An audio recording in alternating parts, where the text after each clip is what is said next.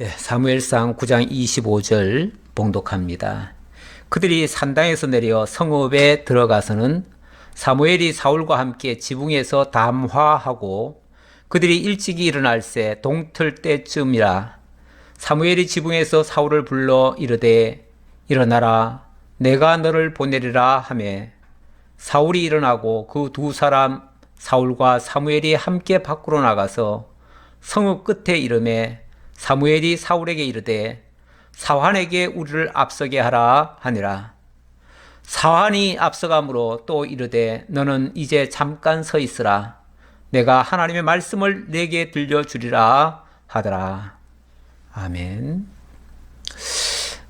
특별히 너에게 하나님의 말씀을 들려주겠다. 참 놀랍고도 귀한 일이지요. 아무나 하나님의 말씀을 받을 수 있는 게 아닙니다. 물론 귀가 있으니까 누구든지 들을 수는 있겠지요. 듣는다고 해서 아는 것도 아니고요. 또 아무에게나 그 말씀이 들려지지도 않고요. 이렇게 하나님의 말씀이 들려지는 그 대상이 된다는 것은 굉장히 복된 일이고 귀한 일입니다. 오늘 이 사울이 지금 어쨌든 하나님께로부터 세움을 입는 그런 사람이 되었습니다. 이 사울 이야기는 9장 1절부터 나오는데 지난주에 여기서부터 시작했지요. 뭐 보잘것없는 한 집안의 사람입니다. 그런데 이 집안에 암나기를 잃어버린 사건부터 출발했지요. 거기서부터 아주 놀라운 일들이 계속해서 일어났습니다. 처음에는 단순히 암나기 찾는 그 일에서부터 출발했는데 그것이 거기서 머무는 게 아니고요. 사무엘을 만나면서 극적인 역사들이 일어나기 시작합니다. 그래서 이 사울이 사무엘과 함께 하나님의 제사에도 참여하고요. 그리고 함께 그 귀인들과 함께 식사도 나누고요. 거기서 특별 대우를 받지요. 제일 높은 자리에 앉기도 하고요. 그리고 오늘은 또 놀랍게도 사무엘과 함께 특별 담화를 합니다. 담화. 지금 이 당시로 보시면은 이 당시로는 최고 지도자가 어쨌든 사무엘이잖아요. 근데 그 최고 지도자와 단독 면담을 할 수 있다. 아무나 할 수 있습니까? 물론 뭐 사무엘이 너그러워서 많은 사람들에게 선대를 많이 했겠지요. 하지만 오늘 사울에게 대하는 것은 아주 특별한 겁니다. 아주 특별한 그런 만남이 되고요.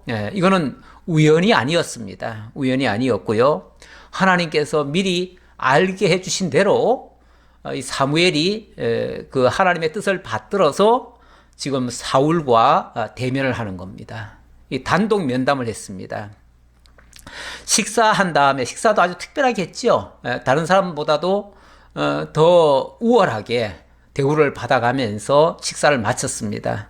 식사를 마치고 나니까 25절에 이렇게 말합니다. 그들이 산당에서 내려 성읍에 들어가서는 사무엘이 사울과 함께 지붕에서 담화하고, 일단은 산당에서는 내려왔어요. 제사를 다 드렸으니까. 제사 다 드린 다음에는 이제 성읍으로 들어왔는데 어쩌면 사무엘의 집 쪽으로 왔겠죠. 와서 이제 사무엘의 그 자택으로 초대를 받은 거예요. 어쨌든 뭐 사무엘이 그 당시에 최고 지도자라고 말씀드렸으니까 뭐 그렇게 화려하게 꾸미지는 않았겠지만 그래도 어쨌든 사무엘의 집은 오늘날로 말하면 대통령이 있는 청와대나 마찬가지예요. 그런 곳으로 데려간 거예요. 데려가가지고 특별히 지붕으로 올라갔다 그랬죠. 지붕에. 이 지붕에 올라갔다는 말은요, 이 유대인들은 예를 들면 여름 같은 데는 굉장히 덥고 아주 무덥습니다. 무덥기 때문에 이 지붕이라고 하는 곳이 아주 휴식 자리이기도 하고요. 경우에 따라서는 거기서 잠도 자고요. 뭐 이렇게 합니다. 그런데 아마 그 이 담화를 할 때도 특별히 그런 좋은 장소로 아주 시원하고 편안한 그런 장소, 아무도 간섭받지 않는 장소, 그런 곳에 가서 이제 담화를 하는 거죠. 그런 곳이 바로 지붕이에요. 그러니까 오늘날의 우리식의 이 지붕 개념과는 달라요. 그래서 유대인들의 그 지붕은 아주 특별한 장소다. 아주 좋은, 집에 안에서는 제일 좋은 장소다. 이렇게도 말씀드릴 수 있어요. 자, 그곳으로 초대를 받아서 사무엘과 함께 단독 면담을 했습니다. 단독 담화를 했어요. 자, 그들이 일찍이 일어날 새 동틀 때쯤이라, 아마 밤늦게까지 담화를 하고 아마 잠깐 눈을 붙였는지 안 붙였는지 모르겠어요. 어쩌면은 밤새도록 대화했다고도 볼 수 있어요. 근데 어느새 아침이 된 거예요. 아침이 되니까 이제는 헤어질 시간이잖아요. 그런데 이제 동틀 때쯤에 사무엘이 지붕에서 사울을 불러 이르되 일어나라. 그러니까 사울이 어쩌면 지붕에서 잤다는 얘기죠. 이 지붕이 제가 아까 특별한 장소고 아주 시원한 장소고 좋은 장소라고 말씀드렸지요. 자, 그런 장소에 사울을 잠깐 눈붙이게 한 다음에, 자, 이제 새벽이 됐으니 이제 너 이제 집으로 돌아가라. 이제 그 얘기죠. 일어나라. 내가 너를 보내리라. 자, 이제는 이제 집으로 갈 시간이다. 그 얘기죠. 함에 사울이 일어나고 그 두 사람 사울과 사무엘이 함께 밖으로 나가서 성읍 끝에 이름에 성읍 끝까지 갔어요. 이 말은 자, 일어나자 말자 이제 집으로 돌려 보내는데 쉽게 말하면 저 성읍의 끝 동구바퀴라고 할 수 있겠죠. 만약에 마을로 말하면 동구바퀴고 성읍으로 말하면 성 끝이겠죠. 성문까지 갔겠죠. 거기까지 직접 배웅을 나간 겁니다. 배웅. 이제 보내기 위해서 거기까지 손수 직접 아마 가면서도 계속 대화를 했겠죠. 대화를 하면서 아주 친절하게 아주 특별한 대우죠. 이거는 뭐 이렇게까지 우리가 어떤 공식적인 뭐 제사 행위가 있어가지고 제사에 참가한 손님들이 많다고 칩시다. 그래도 이렇게 따로 특별 면담을 하고 특별히 밤에 잠까지 재워줘가면서 그 다음날 또 동구바까지 직접 그렇게 배웅까지 나가는 이런 예는 없지요. 이런 예는 없는데 아주 사울에게 특별 대우를 해주는 거예요. 자, 그러면서 성읍 끝에까지 갔어요. 가서는 또 뭐라고 그러냐면은 사무엘이 사울에게 이르되 사환에게 우리를 앞서게 하라 하니라. 사환이 앞서가므로 자, 성읍 끝까지 이르니까 이제는 뭐 사무엘은 이제 더 이상 못 가지요. 이제 거기서 이제 끝나는데 원래는 이제 사환하고 같이 갔겠죠. 같이 갔을 텐데 사환 보고 먼저 저 앞으로 가라고 해라. 왜냐하면 내가 너한테 특별히 할 말이 있다. 그 얘기겠죠. 사환도 들어서는 안 될 말. 아주 비밀스러운 말. 이거는 정말 하나님과 사무엘 사이에만 있었던 말이고 이 말은 다른 누구에게도 알려져서는 안 될 말이죠. 이 특별한 말, 특별한 말씀, 하나님의 말씀을 이제 내가 너에게 전해줘야 되는데 사환이 옆에 있으면 안 되잖아요. 사환도 아무래도 쓸데없는 소리 나가서 하다 보면 큰일 나니까 어쨌든 다른 사람이 알아서는 안 될 일, 어찌 보면 비밀에 속한 거예요. 하나님의 비밀, 하나님의 특별한 섭리, 여기에 관한 것을 이제 내가 너에게 알려줄 테니 사환은 먼저 앞서 보내라 그 말이죠. 자, 그랬더니 이제 사환이 앞서가므로 또 이르되 너는 이제 잠깐 서 있으라. 내가 하나님의 말씀을 내게 들려주리라 하더라. 자, 사환은 보내고 이제 이 사울도 같이 따라갈 거 아니에요. 뒤따라 가려고 하니까 사무엘이 뭐라 그러냐면 너 잠깐 멈춰. 너는 잠깐 더 있다가 나하고 얘기 조금 더 할 게 있어. 내가 좀 더 알려줄 게 있어. 그 말이죠.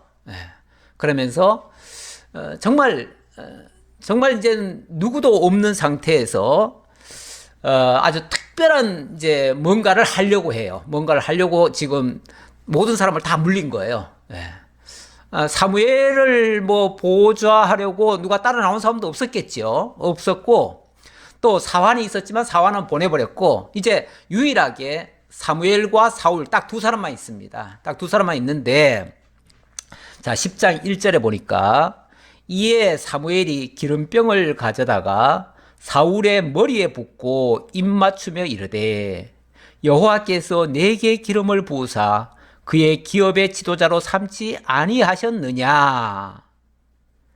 여호와께서 내게 기름을 부으사 그의 기업의 지도자로 삼지 아니하셨느냐. 이 말은 이미 삼았다 그 말이죠.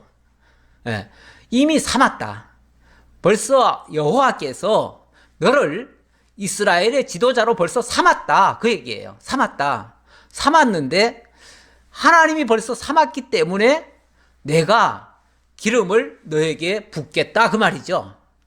그러니까 기름을 부었기 때문에 지도자가 되는 게 아니고 지도자가 되었기 때문에 기름을 붓는 거죠.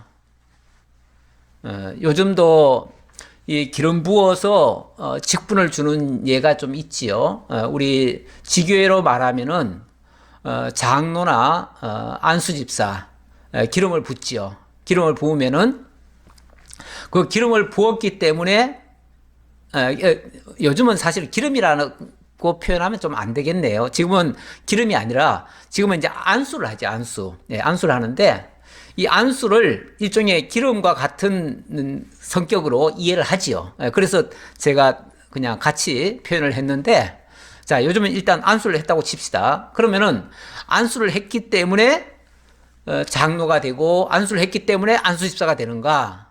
그리고 목사도 마찬가지예요. 목사도 노예에서 안수를 한 다음에 목사라 불러요. 그러면은 안수를 했기 때문에 목사가 된 건가? 아니죠. 순서로 말하면 하나님께서 먼저 그만한 자격을 주어서 그 일을 할 수 있도록 하신 거죠. 그래서 그 일을 하니까 하든지 아니면 하나님께서 주셨다는 그런 어떤 사인이 있을 때에 그것을 나중에 추인하는 의식이 바로 기름 붓는 의식이죠. 그러니까 기름을 부었기 때문에 그 직을 받은 것이 아니고 그 직을 받았기 때문에 기름을 붓는 거죠. 제가 이걸 굳이 강조하는 이유는 사람이 기름 부었을 때에 무슨 역사가 일어나는 것처럼 이렇게 착각하는 경우가 있기 때문에 사람이 붓는다고 능력이 있는 게 아니에요. 간혹은 엉터리로도 막 붓지요. 얼마 전에 한번 PD 수첩인가 그게 나왔는데 뭐 6개월 만에 막 목사 안수 막 주는 교단이 있다고 그래요. 사실은 강화문에서 집회하신 그 목사님이 신학교를 해요. 신학교를 하는데 그 신학교는 전부 다 6개월 만에 다 목사 돼요. 그러니까 그 목사를 따르는 그 추종 목사들이 엄청 많잖아요. 많은데 그 목사들이 전부 다 사실은 전부 다는 아니겠지만 대다수는 왜냐하면 거기 출신이라면 6개월 만에 다 목사 주니까요. 그러면서 그 목사는 아주 노골적으로 얘기해요. 신학교에서 뭐 6년 공식적으로 하면 원래 7년 해야 되거든요. 신학교에서 4년 학부와 또 3년 신학원을 다 마쳐야 돼요. 그렇게 해서 7년을 해야 비로소 목사가 될 수 있고 또 사실은 7년 하고 난 다음에도 바로 목사가 되는 게 아니고 강도사, 전도사, 강도사 그 다음에 목사가 돼요. 그러니까 정상 코스로 말하면 한 10년은 걸려야 목사가 되는데 그 목사는 뭐라 그러냐면 그렇게 10년 걸려봤자 다 엉터리라고. 다 엉터리고 나한테 배우면 내가 6개월 만에 다 목사 안수 줄 수 있다고 아주 큰 소리 뻥뻥 치더라고요. 그러면서 목사 안수를 막 주니까 그 사람을 따르는 사람들은 막 목숨 내걸고 그 사람을 위해서 그렇게 해요. 결국 자기가 세운 거죠. 자기가 자기 마음대로 세운 거죠. 그런 식으로 되면 결국은 자기 종 만드는 거죠. 거기에 수많은 목사들이 있다고 해도 그 목사들이 결국 하나님의 종이 아니라 그 사람의 종이 돼버리는 거죠. 왜? 그 사람이 안수 줬기 때문에 목사가 됐다고 인정하니까요. 근데 그런 식으로 하면 사람이 세우는 목사는 사실 그건 하나님이 보실 때는 온전치 못한 겁니다. 합당치 않은 거예요. 그래서 그런 식으로 하는 것을 우리가 정당화해서는 안 됩니다. 그걸 인정하면 안 됩니다. 원칙은. 인정하면 안 되는데 뭐 어쩔 수 없이 목사직 받았다고 하니까 그냥 우리가 넘어가고 그냥 말지요. 많은데 원칙은 그렇게 하면 안 됩니다. 그러다 보니까 자꾸만 사고가 나는 거예요. 제대로 말씀도 잘 모르면서 자꾸만 뭐 목사가 됐다고 해가지고 니나 내나 다 목사니까 다 하나님의 직통 계시 받아가지고 목회한다시고 다 그렇게 하지요. 하는데 그러다 보니까 결국은 여러 가지 문제들이 마구마구 일어나고 있습니다. 지금 한국교회 사실 심각합니다. 여러 가지. 이번 물론 이 코로나 때문에 교회가 타격을 입는 것도 사실이지만 그것보다는 이번 기회를 통해서 좀 가짜가 좀 많이 걸러졌으면 좋겠어요. 우리 하나님이 혹시라도 이런 일을 통해서 참과 거짓을 구분해내시려고 하는 그런 역사는 아니겠는가라는 그런 생각도 들어봅니다. 사실 한국교회가 어떤 면에서 지금 하나님 앞에 바로 하지 못한 부분이 너무 많았어요, 그동안. 쓸데없이 정치에나 관여하고 쓸데없이 정말 하나님의 그 복음 진리 그 자체에 창념한 것이 아니라 엉뚱한 데다 관심을 많이 가져가지고 그것 때문에 어쩌면 하나님께로부터도 만약에 하나님이 우리 교회를, 우리 한국교회를 사랑하신다면 한국교회 좀 혼나야지요. 원래 사랑한다면 혼나야 맞고요. 미워한다면요. 그럼에도 불구하고 마구마구 성장해야 돼요. 아니 하나님의 말씀을 떠나고 제멋대로 하는데도 마구 성장한다면 그게 축복입니까? 그건 저주지요. 저주예요. 그러니까 바로 하지 못하면서 잘 되기를 바라는 것은 도덕심보입니다. 원칙상. 그러니까 우리가 말씀에 바로 서 있지 않으면서 모든 것이 다 형통하기만 바라는 거 그것도 옳지 않아요.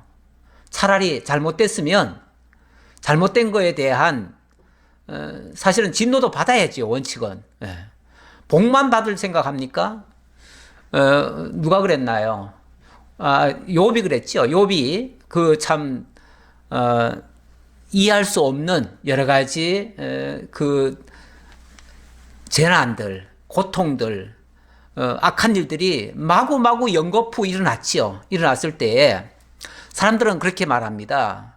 많은 친구들이 와서 조롱을 했고요. 심지어는 자기 아내마저 뭐라 그랬냐면은 이렇게 당신을 괴롭히고 당신을 힘들게 하는 그 하나님 뭐하러 믿습니까? 나 같으면 그 하나님 욕하고 죽겠습니다. 차라리 자결하겠습니다. 그런 식으로 얘기하지요. 그랬을 때 욥이 그렇게 말하지요. 당신은 참 어리석은 여자 같소. 아니 하나님께서 지금까지 우리에게 복을 주셨는데 아니 복을 주신 하나님이 저주도 주실 수 있지. 왜 꼭 복만 주셔야 됩니까? 하나님은 전능하신 분이기 때문에 복도 주실 수 있고 화도 주실 수 있고 경우에 따라서 우리 깨우치게 하려고 물론 합력하여는 선을 이루시지만 과정 속에서는 얼마든지 이런 일도 있을 수 있고 저런 일도 있을 수 있고 복 같은 일도 있지만 저주 같은 일도 있을 수 있다. 하나님이 주실 수 있다. 그러면서 정말 입술로도 하나님을 원망하지 않겠다고 그런 식으로 정말 하나님 앞에 기도하면서 고백하는 그런 장면이 나오지요. 진실한 성도라면요. 하나님이 어떻게 역사하시든 우리의 마음이 변치 않는 것이 맞습니다. 뭐 좋게 해주실 때는 마구마구 하나님 찬양하다가 조금만 어려움을 주면은 막 하나님 원망하거나 아니면 하나님이 있기는 어디 있어? 하나님이 있다면 나한테 이러실 수 있어? 라고 막 대항하거나 이러는 자세는요. 정말 하나님을 제대로 알고 있는 자세가 아닙니다. 그거는 나 좋게 하는 하나님, 나 위에서 존재하는 하나님 그 정도로 이해하는 거죠. 그런 식의 하나님 이해는요.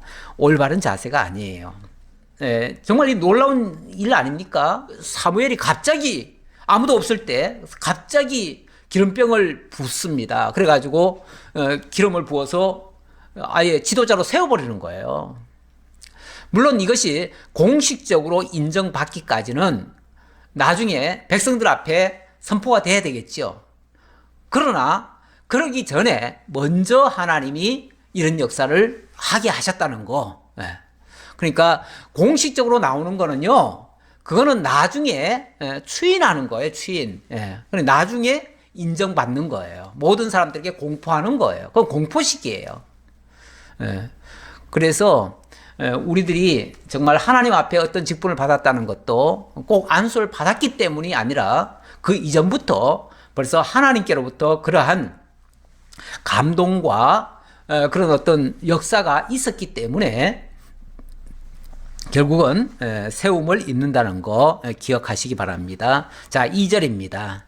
네가 오늘 나를 떠나가다가 베냐민 경계 셀사에 있는 라헬의 묘실 곁에서 두 사람을 만나리니 그들이 내게 이르기를 네가 찾으러 갔던 암나기들을 찾은지라.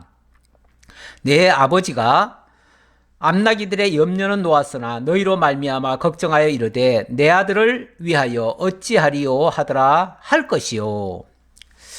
자, 사실 사울로서는 어리둥절할 거 아니에요. 물론 어제 다말을 통해서 충분히 대화를 했어요. 했지만은 그거는 어디까지나 뜬구름 잡는 소리 같이 들렸을 거고요. 그게 아마 믿어지지 않았을 거예요. 솔직히 말하면은. 지금 이 노인네가 나한테 지금 무슨 소리 하는 거야? 정신없는 소리 하고 있네. 뭐 이렇게 생각했을지도 몰라요. 한마디로 참 놀라운 말씀이긴 하지만 그러나 정말 과연 내가 그럴 만한 사람인가라고 아마 본인이 생각했을 거예요. 그런데 갑자기 기름까지 부었잖아요. 기름 붓고 그 다음에 뭐라고 그러냐면 네가 오늘 이제 집으로 가다가 라헬의 묘실 옆으로 지나갈 텐데 거기서 두 사람 만날 것이다. 두 사람 만날 거고 그 두 사람이 너한테 아니 어디 갔다가 인제 오냐고 그 암나기들은 벌써 찾았다. 그런데 왜 인제 오느냐 아마 이렇게 얘기할 거다. 얘기할 거면서 또 아울러서 지금 너 아버지가 지금 암나기들은 이미 찾았으니까 걱정이 없는데 암나기들은 고사하고 너들이 어떻게 됐을까봐 틀림없이 잘못됐다고 생각하죠. 왜? 몇 날 며칠이 돼도 안 돌아왔으니까. 그래서 이 아들을 잃어버리면 어떡하냐고 그거 가지고 지금 한걱정을 하고 있다. 지금 이 얘기를 해줄 거라는 거죠.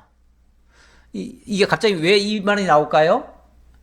지난번에 사무엘이 암나기들 염려 때문에 왔다고 하니까 사울 보고 암나기들은 이미 찾았다. 그러면서 걱정하지 말아라. 그러면서 나하고 같이 제사 드리러 가자. 이렇게 한 거 아니에요? 그랬으니까 그 사무엘의 말이 이미 이루어졌음을 확인시켜 주는 거죠. 확인시켜 주고 뿐만 아니라 이 사울에게 지금 기름 부은 것이 이게 지금 꿈 같은 얘기가 아니고 진짜다. 그 진짜라면 그 진짜인 증표가 있어야 될 거 아니에요. 뭔가 증거가 있어야 되잖아요. 그 증표로서 쉽게 말하면은 이런 증표를 내가 보여주겠다 하면서 그 첫 번째 증표가 이제 네가 돌아가는 길에 라헬의 묘실 근처에서 두 사람 만날 것이고 그 두 사람이 이미 암나기 찾았다 뿐만 아니라 너의 아버지가 너 때문에 걱정하고 있다 이 말 해줄 거라는 거죠. 물론 이 말이 진짜인지 아닌지는 이제 두고 보면 알지요. 두고 보면 알 텐데 어쨌든 이런 징표가 있을 거다라고 얘기를 해준 거죠. 자, 그리고 3절 네가 거기서 더 나아가서 다볼 상수리 나무에 이르면 거기서 하나님을 배우려고 베델로 올라가는 세 사람을 만나리니 한 사람은 염소 새끼 셋을 이끌었고 한 사람은 떡 세 덩어리를 가졌고 한 사람은 포도주 한 가죽 부대를 가진 자라. 이번에는 조금 더 올라가다 보면은 이제 베델 근처가 있어요. 베델에 원래 하나님의 집이 있거든요. 그러면은 거기서 하나님을 뵈려고 올라가는 세 사람을 만날 것이다. 그 세 사람. 첫 번째는 염소 새끼 세 마리 가져갈 거고 또 한 사람은 떡 세 덩어리 가져갈 거고 또 한 사람은 포도주 한 부대를 가져갈 것이다. 이것도 표징이에요. 이런 사람 만날 것이고 그 사람을 만나면 그 사람이 바로 이런 모습을 가지고 있을 거다. 자, 그리고 4절 그들이 너에게 문안하고 떡 두 덩이를 주겠고 너는 그의 손에서 받으리라. 자, 그때쯤 되면 아마도 이 사울이 굉장히 배가 고플 때가 됐을지도 몰라요. 이제 한참 가야 이제 베델까지 가니까 베델까지 가면 아마 배가 고파가지고 거의 뭐 죽을 지경이 될지도 몰라요. 그런데 마침 세 사람을 딱 만나니까 여보시오, 나 좀 먹을 것 좀 없소 하니까, 이건 예를 들은 거예요. 그랬다는 게 아니고. 그러니까 그 떡덩이 세 덩어리 가진 사람이 뭐라 그러냐면, 여기 떡 있으니까 두 덩어리, 너희 두 사람이니까 또 두 덩어리 먹어라 하고서 줄 거라는 거죠. 줄면은 너는 그 사람들에게서 그 떡을 받아가지고 네가 먹을 것이다. 이 얘기를 해주는 거예요. 물론 이런 일이 실제 이런 사람을 만날는지, 그리고 만나도 세 사람이 있을런지, 또 세 사람이 있어도 떡 세 덩어리 가지고 있는 사람이 있을런지, 그리고 그 사람이 아무리 그게 떡을 가지고 있어도 떡 좀 주세요 했을 때 떡을 줄는지, 그거는 이제 두고 봐야 될 문제죠. 두고 봐야 될 문제인데 어쨌든 이런 일이 있을 것이다. 이것도 이제 표징으로 주겠다는 거죠. 자, 그리고 나서 5절, 그 후에 네가 하나님의 산에 이르리니 그곳에는 블레셋 사람들의 영문이 있느니라. 네가 그리로 가서 그 성읍으로 들어갈 때에 선지자의 무리가 산당에서부터 비파와 소고와 저와 수금을 앞세우고 예언하며 내려오는 것을 만날 것이요. 그 다음에는 하나님의 산, 하나님의 산. 하나님의 산이라고 뭐 따로 원래 산 이름이 따로 있다는 거는 아닐 테고요. 아마 거기에 이 선지자들이 오르락 내리락 하면서 거기서 뭘 하는 거 보면 거기에 선지자들이 모여가지고 선지자들이 모여서 옛날에는 이제 선지 학교 같은 것도 있긴 있었어요. 네, 있었는데 혹시 거기가 선지 학교가 있었는지 아니면 이 베델과 가까운 쪽이니까 아무래도 그 하나님의 집, 베델이 하나님의 집이니까요. 그 하나님의 집이라는 뜻이니까요. 그 베델이 있는 그 산을 하나님의 산이라고 얘기했을 수도 있어요. 근데 어쨌든 거기에는 블레셋 사람들의 영문도 거기 있었다. 그래요. 이 블레셋 사람들의 영문이란 말은 블레셋이 지금 이스라엘을 지금 통치하고 있는 중이에요. 예, 지금 현재. 왜냐하면 지난번 전쟁에서 블레셋에 졌잖아요. 져가지고 그래서 이스라엘이 어쩌면 지금 블레셋 치하에서 지금 어려움을 겪고 있는 중이에요. 뭐 다만 조공을 갖다 바치니까 지금 나라는 유지하고 있지만 실질적인 주권은 거의 없어요. 예, 주권은 지금 블레셋의 통치를 받고 있는 중이에요. 그런데 거기에 블레셋의 영문도 있었다. 블레셋 군대도 거기 주둔하고 있었다. 그 말이죠. 네, 그 얘기죠. 근데 그리로 가다가 거기서 이 선지자들을 만날 것이다. 그런데 이 선지자의 무리가 산당에서부터 수금, 소고, 저는 필입니다. 그리고 수금, 이런 것들을 앞세우면서 막 나팔을 불고 왜 군악대 같은 거 있잖아요. 군악대 같은 그런 모습. 이 선지 학교에서는 쉽게 말하면 이런 훈련 같은 걸 해요. 요즘도 그 신학교에서 보면은 이 찬양을 굉장히 요즘은 중시합니다. 제가 신학교 다닐 때만 해도 제가 다니던 신학교는 이 찬양에 대해서 그렇게 중요시하게 여기질 않았어요. 그때는 오로지 말씀, 하나님의 말씀만 가르쳐서 저는 사실 음악에 대해서는 조금 부족합니다. 제대로 배우지를 못했어요. 그래서 지금도 찬양에는 그렇게 썩 자신이 없는데 요즘 신학교 나오는 그 목회자들은요 아주 음악을 굉장히 많이 배웁니다. 그리고 오히려 말씀보다 그래서 찬양 목사도 따로 있어요. 심지어는. 그래서 요즘은 전문 분야로 어떤 목사는 찬양만 전문으로 하고 어떤 목사는 선교만 또 전문으로 하고 어떤 목사는 또 치유만 또 전문으로 하고 이래가지고 전문 사역을 요즘은 많이 해요. 근데 우리 시대 때는 뭐 오로지 하나님의 말씀 선포하는 것이 목사의 유일한 고유의 직무라고 생각을 해서 그 외에는 그렇게 중시를 안 했었어요. 그랬는데 오늘 이 선지자들의 무리들은 보니까 비파, 소고, 수금 이런 것들을 앞세우면서 막 예언을 하면서 내려오네요. 예언을 하면서 내려온다는 말은 쉽게 말하면 막 복음을 전하는 거죠. 전파하는 거죠. 뭐 쉽게 말하면 회개하라. 예수를 믿으라. 뭐 그 당시에는 예수 이름이 아니라 하나님 여호와를 믿으라. 뭐 그랬겠죠. 네. 이렇게 하면서 내려왔다는 거죠. 그때에 6절 너에게는 여호와의 영이 크게 임하리니 너도 그들과 함께 예언을 하고 변하여 새 사람이 되리라. 근데 그 장면을 보는 순간 그 선지자들의 그 무리를 보고 그 선지자들이 그 하는 그 활동을 보면서 너도 하나님의 영에 감동될 것이다. 하나님의 영에 감동되면 그때는요, 자기가 자기를 제어를 못합니다. 자기를 제어를 못하고 이제 하나님의 영이 그를 사로잡아서 그로 하여금 입도 벌리게 만들고 외치기도 하고 찬양도 하게 하고 이렇게 하겠죠. 이렇게 할 텐데 이렇게 될 것이다 라고 얘기를 한 거예요. 그러니까 사람이라는 게 사실 무슨 일을 하는 것은요, 오랜 세월 훈련받고 연단받고 익숙해져 가지고 그 일을 하는 거거든요. 그런데 이 하나님의 영에 감동된 사람은 이게 순식간에 바뀌어 버리는 거예요. 순식간에 바뀌니까 그래서 뭐라고까지 얘기를 하냐면 그때 네가 변하여 새 사람이 될 것이다. 완전히 딴 사람 될 것이다 그 말이죠. 완전히 딴 사람. 이전에는 전혀 생각도 못했고 상상도 못할 일을 네 입에서 막 외쳐지고 너도 선지자와 똑같은 그런 모습으로 완전히 바뀔 것이다. 물론 이 당시는 하나님이 이 선지자들을 통해서 직접 역사하는 시대라서 뭐 그렇게 역사가 될 겁니다. 될 건데 요즘은 사실은 그렇게까지 하면 안 되죠. 요즘 왜냐하면 이 특별 계시에 이게 특별 계시거든 이것도 일종의. 근데 특별 계시가 이제는 하나님의 말씀으로 기록이 돼서 우리에게 전수가 됐습니다. 그러니까 이제는 기록된 말씀으로 통해서 우리가 역사가 되어지기 때문에 이런 식으로 갑자기 사람이 바뀌는 게 아니고 그 하나님의 말씀이 정말 깨달아지고 믿어질 때 그때 사람이 변화를 하지요. 그 변화를 하는 것이 그리스도의 사람으로 바뀌는 거죠.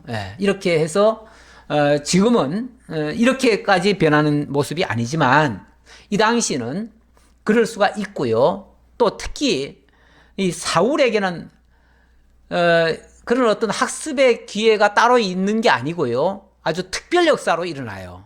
왜 그러냐면 이게 지금 사울이 하나님께로부터 기름 부음 받은 자라고 하는 증표예요. 증표. 징조예요. 징조.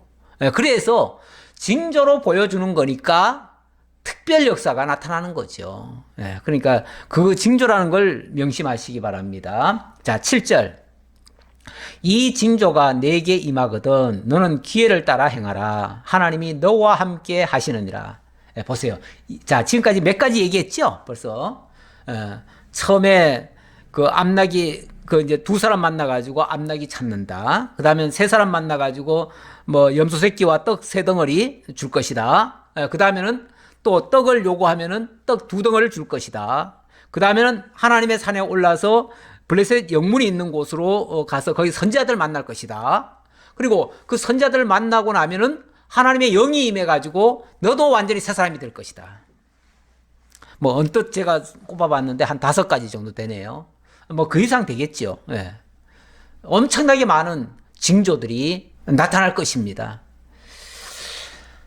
아니 이 정도로 역사가 일어나면 안 믿을 수 있나요? 믿을 수밖에 없죠. 누구든지 다 믿을 수밖에 없어요.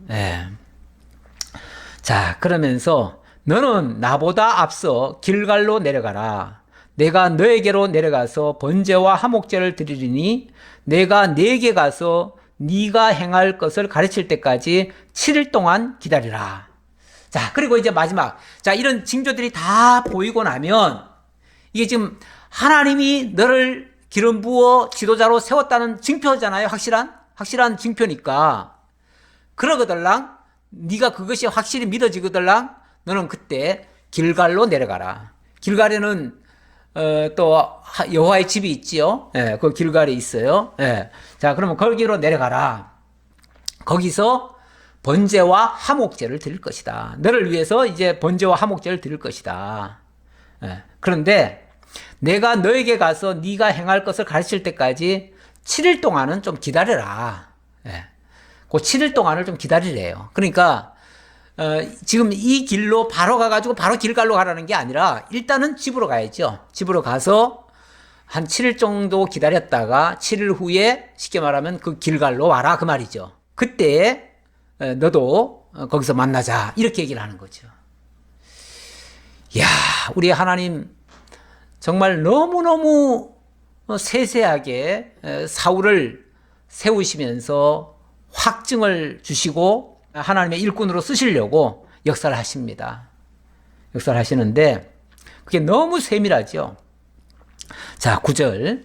그가 사무엘에게서 떠나려고 몸을 돌이킬 때에 하나님이 새 마음을 주셨고 그날 그 징조도 다 응하니라. 다 응하니라. 지금 앞에서 열거했던 그 모든 일 그날 가다가 다 만나게 돼요. 다 만나게 되고 그대로 역사가 일어납니다. 네.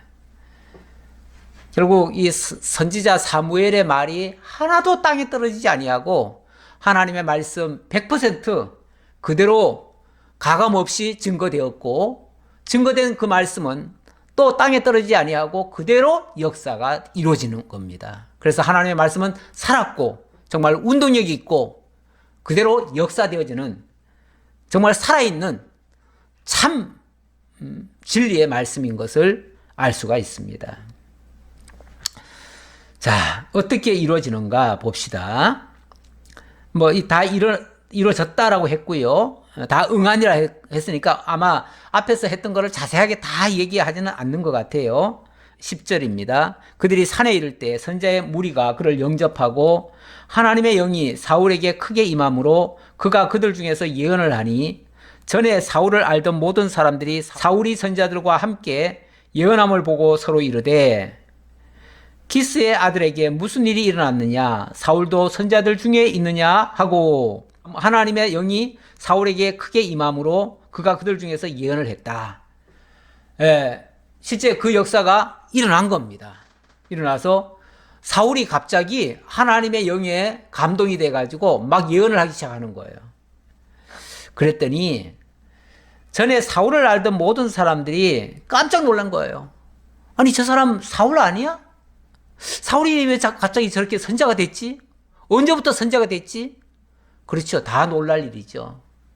기스의 아들에게 무슨 일이 일어났길래 저런 역사가 일어나지? 그리고 사울이 언제 선지자가 됐지? 이렇게 지금 얘기했다는 거죠. 그러면서 그곳에 어떤 사람은 말하여 이르되 그들의 아버지가 누구냐 한지라. 그러므로 속담이 되어 이르되 사울도 선지자들 중에 있느냐 하더라. 이게 나중에는요. 아니 사울 같은 사람도 선지자가 될 수 있어? 하고 이게 그렇게 무슨 일만 있으면은 사울도 선지자가 됐는데 이런 식으로 사람들이 이야기거리가 됐다는 얘기죠. 우리가 흔히 무슨 일이 있으면요. 특이한 일이 있잖아요. 특이한 일이 있으면은 어떤 사회에서 일어났던 그 사람을 빙자해가지고 너도 그 사람 같으냐? 이런 식으로 얘기할 때가 많지요.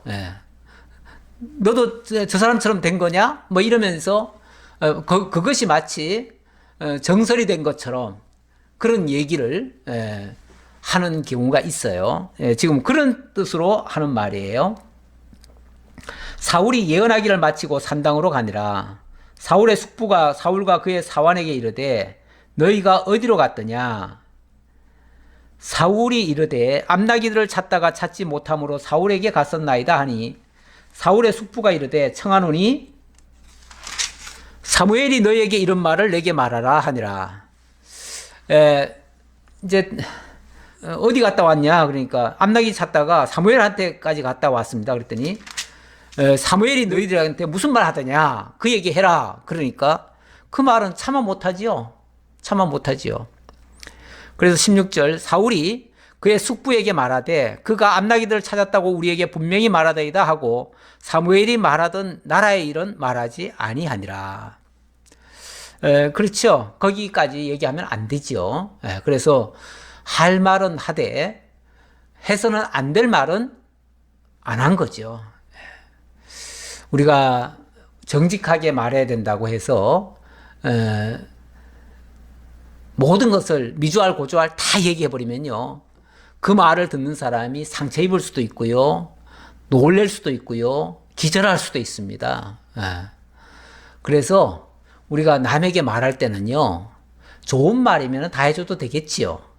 그러나 사실을 할지라도 나쁜 말, 해서는 안 될 말, 상처 주는 말, 뭐 이런 말들은 사실은 우리가 하지 말아야죠. 그래서 말을 할 때 우리가 가려서 할 줄 알아야 돼요. 그게 사실은 지혜자의 모습인데, 우리가 말을 너무 그냥 사실대로 다 얘기한답시고 미주알 고주알 다 얘기하다 보면 때때로 상처되는 말까지 해가지고 괜히 안 해도 될 말까지 하다가 사람들을 시험에 들게 하고 어렵게 만드는 그런 일도 종종 있어요. 아마 저도 많이 있었을 것 같아요. 예. 그런데 어쨌든 우리가 해서는 될 말이 있고요. 자관 유익한 말은 해도 되겠지요. 예. 그러나 유익하지 않는 말들은 내가 새기고 소화시켜 가지고 그래서 이야기를 해야지, 그 말을 받을 만한 능력이 안 되는 사람에게 다이렉트로 말해버리면요 상처 입어요. 그래서 사도 바울이 그런 말을 한 적이 있죠. 내가 너희에게 이 말까지 해주고 싶은데 너희가 듣는 귀가 둔함으로 내가 차마 이 말까지는 못하겠다. 그래서 너희가 젖만 먹고 단단한 식물은 아직 못 먹겠구나. 먹을 때가 아직 안 됐구나. 그래서 너희들이 조금 더 잘하면 그때 내가 다 얘기해 줄게. 그러면서 정말 해서는 안 될 말 같은 거, 또 해도 소화 못할 말 같은 거, 이런 것들은 사도 바울도 다 얘기를 못했어요. 그래서 너무 비밀에 속한 거, 너무 어려운 말씀, 이런 것들은요 사도 바울도 소화가 될 만한 말씀만 전했던 것을 알 수가 있습니다. 자, 17절로 넘어갑니다. 사무엘이 백성을 미스바로 불러 여호와 앞에 모으고 이스라엘 자손에게 이르되, 이스라엘 하나님 여호와께서 이같이 말씀하시기를 내가 이스라엘을 애굽에서 인도하여 내고 너희를 애굽인의 손과 너희를 압제하는 모든 나라의 손에서 건져 내었느니라 하셨거늘, 너희는 너희를 모든 재난과 고통 중에서 친히 구원하여 내신 너희의 하나님을 오늘 버리고 이르기를 우리 위에 왕을 세우라 하는도다. 그런즉 이제 너희의 지파대로 1000명씩 여호와 앞에 나오라 하고. 자, 일단 지난번에 그 사무엘이 사울한테 그랬지요. 7일 후에 길갈로 와라. 거기서 보자. 이런 식으로 얘기했죠. 했는데 이제 그 날이 된 거예요. 7일 후가 된 거예요. 7일 후에 사무엘이 전체 백성들한테 미스바로 다 모여라 하고 외친 거예요. 그러니까 아마 그 베델과 길갈 그 사이에 미스바가 있을 거예요. 그런 것 같은데 그 미스바로 다 모이라고 한 거예요. 다 모이라고. 거기가 이제 큰 아주 넓은 광장이에요. 광장이 있는 그런 곳인 것 같아요. 자, 그쪽으로 다 모이라고 했습니다. 백성들이 모이니까 이제 사무엘이 거기서 이제 백성들한테 일러주는 거죠. 뭐라고 일러주냐면, 하나님이 너희를 애굽에서 인도해 내서 이렇게 자유를 줬는데 너희는 하나님의 통치를 안 받고 다시 사람의 통치를 받으려고 한다. 그러니까 애굽에서도 어찌 보면 애굽의 사람 종로로 탔던 거 아니에요? 근데 거기서 해방시켜 준 이유는 너희는 다시는 종되지 말아라. 사람의 종되지 말고 하나님의 종이 되라. 하나님의 백성이 되라. 그래서 하나님의 통치를 받아라. 그게 이제 진정한 자유다라고 했는데 너희가 다시 사람을 왕으로 세워가지고 그 사람의 통치를 받으려고 한다. 자, 그걸 일러주는 말이죠. 자, 그러니 좋다. 하나님이 너희가 그렇게 하겠다고 하니까 그러면은 하나님도 너희의 말을 들어줄 거다. 그러니까 그렇게 하려면은 너희들 다 와라. 그 말이죠. 와라. 그래서 지파대로 1000명씩 여호와 앞에 나오라 해가지고 1000명씩 나온 겁니다. 1000명씩이면은 12지파니까 12000명이 나오겠지요. 사무엘이 이에 이스라엘 모든 지파를 가까이 오게 하였더니 베냐민 지파가 뽑혔고, 자, 가까이 오게 한 이유는 뭐죠? 거기서 한 사람을 선택해서 이스라엘의 지도자로 세우려는 거예요. 네. 한 사람이 뽑혔지요. 네, 뽑혔고 그 중에서 이제 베냐민 지파가 뽑혔어요. 베냐민 지파를 그들의 가족별로 가까이 오게 하였더니 마드리의 가족이 뽑혔고, 그 중에서 기스의 아들 사울이 뽑혔으나 그를 찾아도 찾지 못한지라. 자, 이제 차례대로 뽑는 겁니다. 처음에는 12지파에서 골고루 일단은 다 참가하게 했어요. 만약에 그들 뽑지도 않을 거면서 뭐하러 다 오라 그래요? 뽑지는 않아도 그래도 다 와야 나중에 군말 안 하지요. 불평 안 하지요. 뭐 하나님은 이미 다 내정했겠지만 사람이 보기에는 공정한 시스템에 의해서 선출이 돼야 맞지요. 그래서 시스템에 의해서 선출하려니까 12지파가 다 왔고 12지파에서 한 지파를 뽑고 그 한 지파 안에서 또 여러 가족들이 있잖아요. 그 가족별로 또 이렇게 다 세웠어요. 세웠더니 마드리 가족이 세워졌고 그 마드리 가족에서도 또 아들들 쭉 열거하니까 기스가 뽑혔어요. 기스가 뽑혔고 기스의 가족 중에서는 또 이제 사울이 뽑힌 거예요. 뽑혔는데 아니 사울을 뽑고 나니까 사울이 안 보여요. 어찌된 영문이죠? 그러므로 그들이 또 여호와께 묻되 그 사람이 여기 왔나이까? 여호와께서 대답하시되 그가 짐 보따리들 사이에 숨었느니라 하셨더라. 아니 뽑히긴 뽑혔는데 아마 뽑을 때 제비뽑기 같은 걸 했을 거예요. 제비뽑기를 하면 사람을 직접 지목을 하는 게 아니라 그 사람 이름으로 제비를 내놓는 거죠. 내놓고 그 중에 하나를 뽑는 거죠. 뽑는데 딱 뽑고 나니까 사울 이름 적힌 게 뽑힌 거예요. 뽑혔는데 자 사울이 뽑혔습니다 하니까 사울 그러면 앞으로 나와라 하니까 사울이 안 보이는 거예요. 그래서 사람들이 웅성웅성거리는 거죠. 아니 사울이 뽑혔는데 왜 사울이 안 보이지? 사울이 여기 오기나 했는가? 만약에 안 왔는데 뽑았으면 그건 무효지요. 그건 무효예요. 그런데 안 왔을 리가 만무하지요.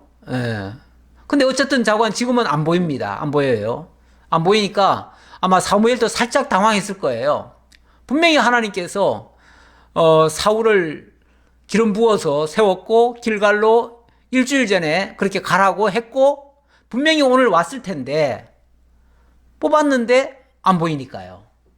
그래서 하나님 오늘 사울이 어떻게 된 겁니까? 사울이 무슨 사고가 나서 안 왔습니까? 그런 식으로 아마 기도했겠지요. 그랬더니 여호와께서 알려주는 거예요. 지금 사울이 진보다리 뒤에 지금 숨어 있다. 거기 지금 숨어 있다 지금. 원래는 키가 커요. 키도 크고 모든 면에서 이렇게 우월하게 보일 만한 사람이에요. 그런데 숨어 있으니까 안 보이는 거죠.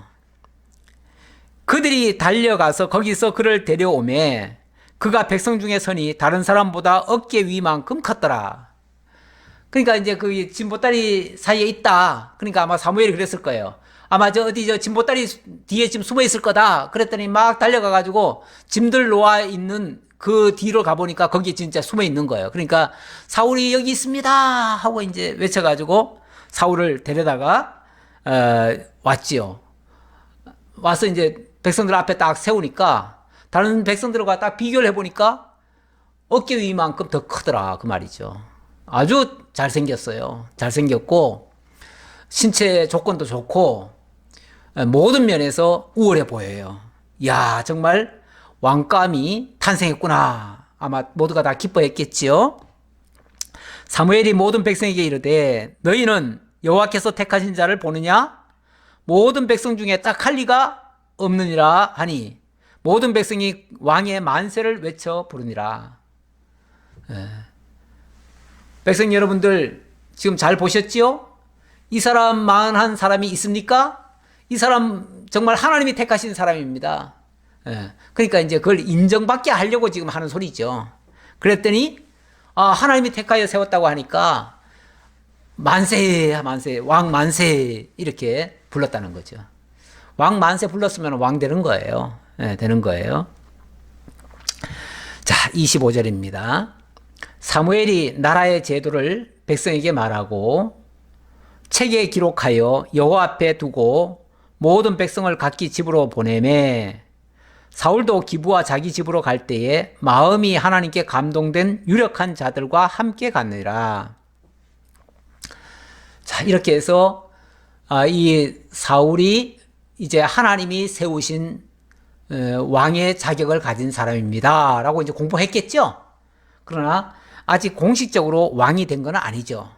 그리고 왕이 되려고 하면 뭔가 그래도 정말로 우월한 모든 백성들이 인정할 만한 그런 자격을 갖춰야지요. 갖추는 것이 보여야지요. 갖춘 것이 보여야지요.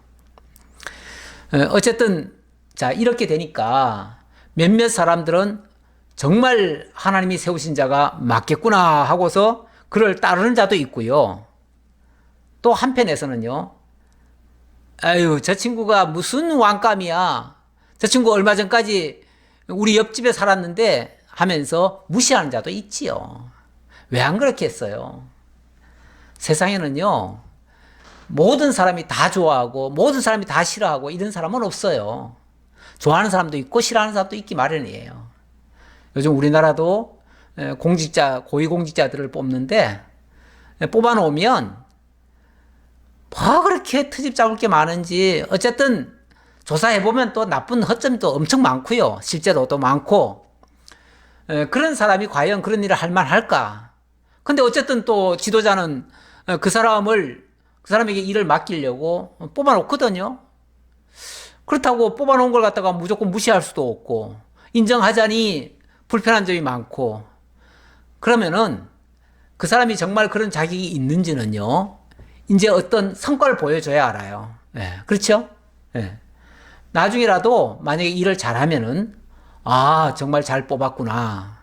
잘못하면 아유 저런 인간을 뽑았나 하고서 이제 욕을 하겠지요. 네, 어쨌든 여기도 27절에도 보니까 어떤 불량배는 이르되 이 사람이 어떻게 우리를 구원하겠느냐 하고 멸시하며 예물을 바치지 아니하였으나 그는 잠잠하였더라.